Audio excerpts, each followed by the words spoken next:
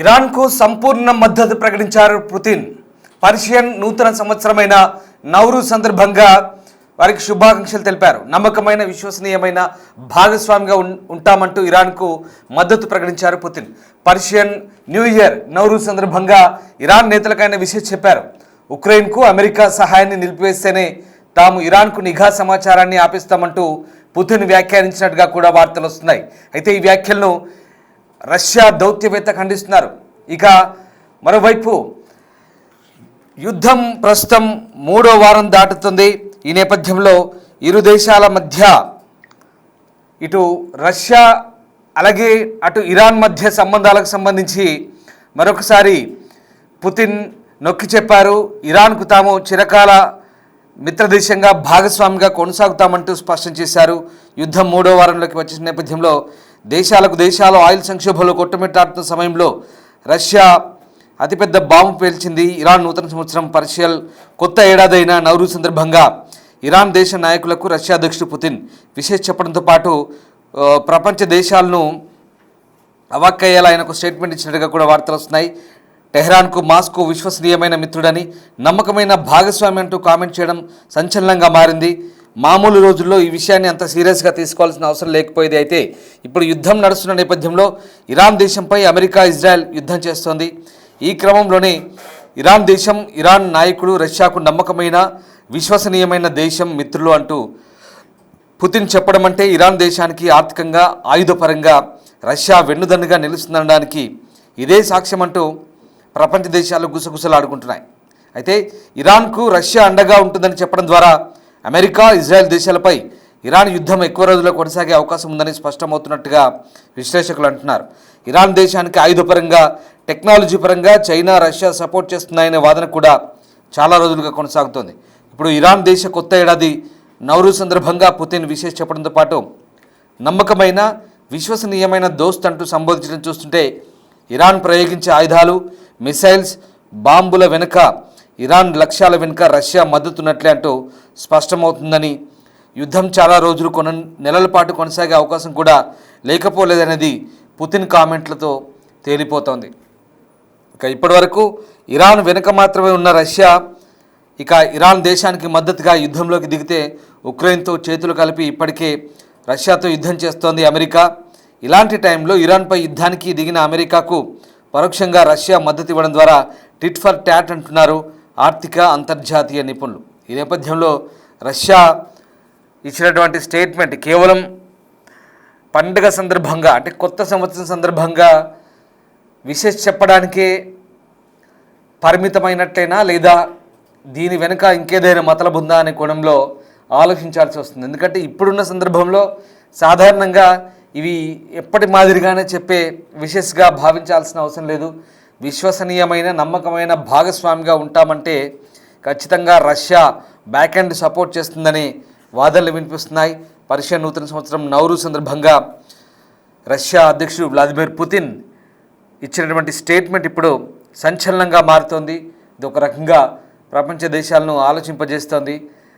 Putin కేవలం యాదృచ్ఛికంగానే, సందర్భానుసారంగా విశేష చెప్పడంతో పాటు వారికి ధైర్యాన్ని ఇచ్చే మాటలు మాట్లాడారా లేదా ఉద్దేశపూర్వకంగానే ఆ మాటలు మాట్లాడుతూ వారికి సహాయం చేస్తున్నారా, ఏం జరుగుతుందనేది ఆసక్తికరంగా మారుతుంది. ఇప్పటికీ రష్యా ఇరాన్కు సహాయం చేస్తుందంటూ అమెరికా ఆరోపిస్తున్న నేపథ్యంలో ఇక రష్యా చేసినటువంటి ఈ స్టేట్మెంట్ ఇప్పుడు ఆసక్తి రేపుతోంది.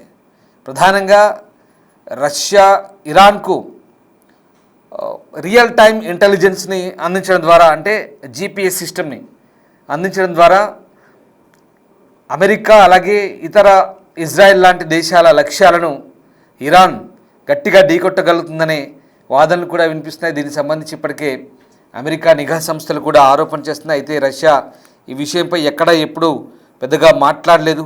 మరోవైపు తమతో యుద్ధం చేస్తున్న ఉక్రెయిన్కు అమెరికా బాహాటంగానే మద్దతు పలుకుతోంది, ఆయుధాలు ఇస్తోంది, $1 బిలియన్ సహాయం చేస్తోంది. అమెరికాతో పాటు పశ్చిమ దేశాలన్నీ కూడా, రష్యాకు వ్యతిరేకంగా ఉన్న దేశాలన్నీ కూడా రష్యా మీద దండయాత్ర చేస్తున్నాయి ఉక్రెయిన్కు మద్దతు ఇవ్వడం ద్వారా.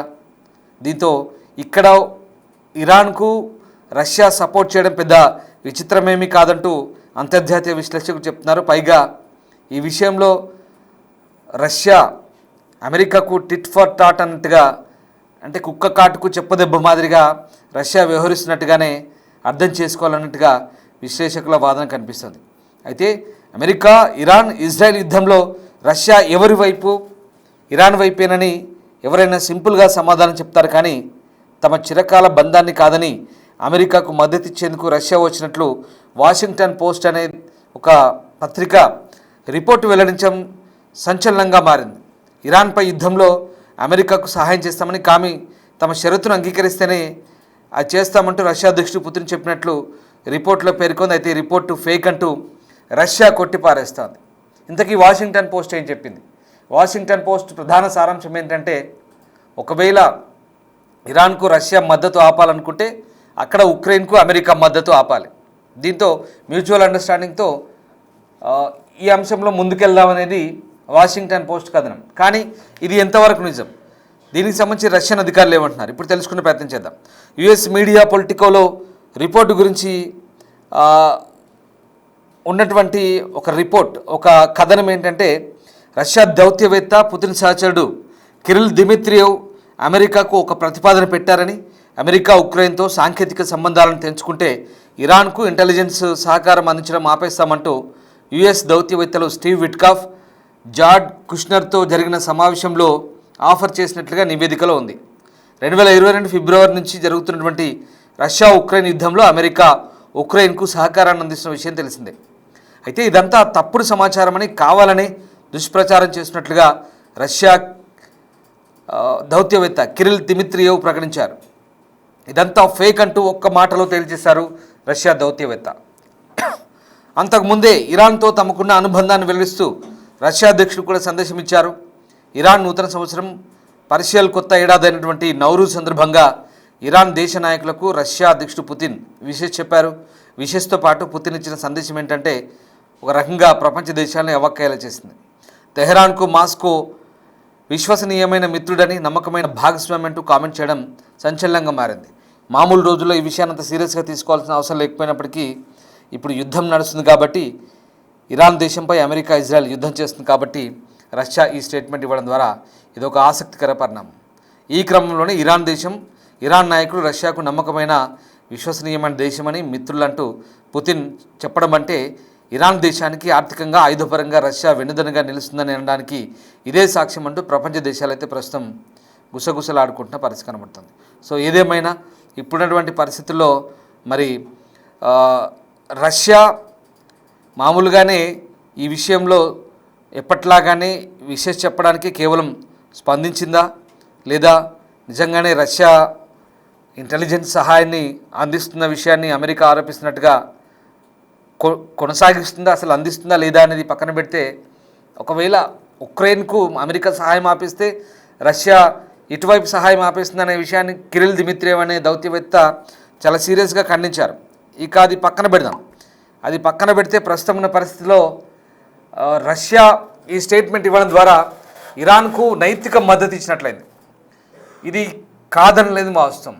బాహాటంగా రష్యా ఇరాన్కు యుద్ధంలో సపోర్ట్ చేస్తామంటూ ఎక్కడా ప్రకటించినప్పటికీ కూడా ఇరాన్ రష్యా సంబంధాలు ఇప్పటివి కావు, దశాబ్దాల కాలంగా ఉన్నటువంటి దౌత్య సంబంధాలు. అలాగే అదొక రకమైనటువంటి చారిత్రక వారసత్వ సంబంధం ఉన్న పరిస్థితులు. ఈవెన్ ఇండియాతో కానీ, రష్యాతో, ఇరాన్తో కానీ రష్యా ఎలా ఉంటుందో మనం కూడా రష్యాతో అలాగే ఉంటాం, అది వేరే విషయం. సరే, ఇక్కడ ఇరాన్ చిరకాల మిత్రుగా రష్యా భావిస్తోంది. అయితే ఇక్కడ అమెరికా ఉక్రెయిన్కు సహాయం చేయడం ద్వారా రష్యాను ఎలా ఎదుర్కొంటుందో ఇక్కడ వీళ్ళు అదే చేస్తున్నారంటూ ఎన్నో ఆరోపణలు వస్తున్నాయి. కానీ దానికి సరైన ఇప్పటి వరకు స్పందన లేదు. బట్ ఏదేమైనా ఇప్పుడున్నటువంటి పరిస్థితిలో ఇరాన్ చేసినటువంటి ఈ రిటాలియేషన్ స్ట్రైక్స్ ఏదైతే ఉన్నాయో, ప్రతీకార దాడులు అంత పక్కాగా పకడ్బందీగా ఎలా చేయగలుగుతున్నాయి అన్నప్పుడు కామన్గా ప్రతి ఒక్కరికి వచ్చే డౌట్ ఏంటంటే, చైనా రష్యా వెనకాల ఉండి నడిపిస్తున్నాయి అనేది రాజకీయ విశ్లేషకులతో పాటు సాధారణ ప్రజానికం కూడా కొంతమంది దీని గురించి ఆలోచిస్తున్నారు. సరే, వాట్ ఎవర్, అది దానికి నిర్ధారణ ఉందా లేదా అని మనం పక్కన పెడితే ఇప్పుడున్నటువంటి పరిస్థితిలో ఇది ఇరాన్కు నిజంగా చాలా ధైర్యాన్ని ఇచ్చే, భరోసానిచ్చే ఒక స్టేట్మెంట్ లాగానే మనం భావించాలి. అఫ్కోర్స్ నౌరూజ్ సందర్భంగా బెంజమిన్ నెతన్యాహు కూడా విషెస్ చెప్పారు మరి ఇరాన్ ప్రజలకి. అతను కూడా పర్షియన్ ప్రజలకి ఈ విషయం చెప్పారు. నౌరూజ్ అనేది కేవలం ఇరాన్ మాత్రమే కాదు, అజర్బైజాన్, ఇరాన్, అలాగే సెంట్రల్ ఏషియా అనేటువంటి తజికిస్తాన్లో జరుపుకుంటారు. దాంతో ఈ కొన్ని ప్రాంతాల్లో ఇరాన్, అజర్బైజాన్, తజికిస్తాన్, ఆఫ్ఘనిస్తాన్లో జరుపుకుంటారు. ఇట్లాంటి ప్రాంతాల్లో ఈ పండుగ జరుపుకుంటారు. న్యూ ఇయర్ పండుగ అంటారు. మనం ఎలాగైతే నిన్నటికి మనం వసంత ఋతువుతో ఉగాది ప్రారంభించాము, సో వాళ్ళు కూడా తెలుగు సంవత్సరం, మన కొత్త సంవత్సరం ఎలాగో వాళ్ళకు కూడా ఇవాళ, సో నిన్న వాళ్ళకు కూడా కొత్త సంవత్సరం అన్నమాట. సో ఆ రకంగా ఇదొక సాంప్రదాయబద్ధమైనటువంటి వేడుక కాబట్టి సాధారణంగా దానికి బెంజమిన్ నెతన్యాహు విషయం చెప్పారు. సో వ్లాదిమిర్ పుతిన్ కూడా విషయం చెప్పారు. దాంట్లో మనం లోతుగా ఆలోచించి ఇంకేదైనా వెతకాలనుకుంటే ఖచ్చితంగా ఆ రకమైనటువంటి కోణాల్లో విశ్లేషిస్తే కనుక దాంట్లో అర్థం ఉంటుంది, ఖచ్చితంగా దాంట్లో ఆ వాదనకి బలం కూడా ఉంటుంది. కానీ ఇది నార్మల్గా తీసుకొని నార్మల్గా ఫార్మల్ విషయస్గా భావిస్తే మాత్రం అది ఫార్మాలిటీగానే మనం భావించాల్సి వస్తుంది. కానీ ఇప్పుడున్న పరిస్థితుల్లో ఇది రష్యా విషయంలో ఇది మనం ఎట్టి పరిస్థితుల్లో ఫార్మల్ విషయస్గా మనం అనుకోలేం. నిజంగా రష్యా ఇరాన్కు ఇచ్చినటువంటి ఈ స్టేట్మెంట్తో పాటు ఆ విషయం చెప్పడంతో పాటు ఇచ్చినటువంటి భరోసా ఏదైతే ఉందో ఖచ్చితంగా ఇరాన్లో కొంత ధైర్యం గూడు కట్టుకునే అంశంగానే మనం భావించాల్సి వస్తుంది. విశ్లేషకులంతా కూడా అది చెప్తున్నారు. సో ఇదంతా పక్కన పెడితే మరి దీని ద్వారా, ఈ స్టేట్మెంట్ ద్వారా ఇరాన్ ఇంకింత మద్దతు కూడగట్టుకొని ఇంకా అంటే ఓపెన్గా ఫైనల్గా చెప్పేది ఏంటంటే యుద్ధం ఇప్పట్లో ఆగేలా లేదు, రష్యా సహకరిస్తుంది అనేది ఇండైరెక్ట్గా ఇక్కడ మనకు అర్థమవుతుందంటూ విశ్లేషకులు చెప్తున్నారు. చూడాలి మరి ఈ వార్ ఇంకెన్ని రోజులు కొనసాగుతోంది, మిడిల్ ఈస్ట్ అంతా కూడా అట్టుడుకుతున్న నేపథ్యంలో వైపు రకరకాల స్టేట్మెంట్లు వస్తున్నాయి. అదే కనుక నిజమైతే యుద్ధం మరికొద్ది రోజులు జరిగేలా కనిపిస్తుంది అనడం ఖచ్చితంగా దాంట్లో అతిశయోక్తి లేదు. సో వాటెవర్, ఇరాన్ మాత్రం గట్టిగానే పోరాడుతుంది, ప్రతీకార దాడులు చేస్తుంది. వాళ్ళ దగ్గర ఉన్నటువంటి మిసైల్ అన్నీ కూడా చాలా అగ్రెసివ్గా తెగించి మరీ పోరాడుతున్న పరిస్థితి మనకు కనబడుతుంది. ఎక్కడికక్కడ అమెరికా, ఇజ్రాయెల్ వాటిని ఇంటర్సెప్ట్ చేస్తూ వాళ్ళని ఎక్కడికక్కడ విధ్వంసం చేస్తున్న పరిస్థితి కనబడుతుంది. ఇది ఎక్కడి దాకా వెళ్తుంది, ఎవరు పైచేసి సాధిస్తారనేది ముందు తేలే అవకాశం ఉంది. కాబట్టి మనం ఇప్పుడే యుద్ధానికి సంబంధించి పూర్తి స్థాయి ఒక ప్రెడిక్షన్ కానీ, రష్యా ఏదో స్టేట్మెంట్ ఇచ్చిందనో లేదా అటువైపు అమెరికా ఏదో అంటుందనో ఖచ్చితమైన క్లారిటీ ఇవ్వలేం. అది ఎప్పుడు ఎటువైపు తీసుకుంటుందో, యుద్ధం ఒకసారి ప్రారంభమైన తర్వాత ఎప్పుడు ముగింపు ఉంటుందన్నది ఎవరు చెప్పలేని పరిస్థితి. సో జియో పొలిటికల్ ఇష్యూస్ అన్నీ కూడా ఆయా దేశాల మధ్య ఉన్నటువంటి సంబంధాలు, అలాగే ఆయా దేశాలు తీసుకున్న నిర్ణయాలపై ఖచ్చితంగా ఆధారపడుతుంది. ఆ నిర్ణయాలు ఎప్పటికప్పుడు ఒకేలా ఉండవు, మారొచ్చు, లేదా పరిస్థితులకు అనుగుణంగా వాళ్ళు మార్పు చేసుకోవచ్చు. Let's wait and see.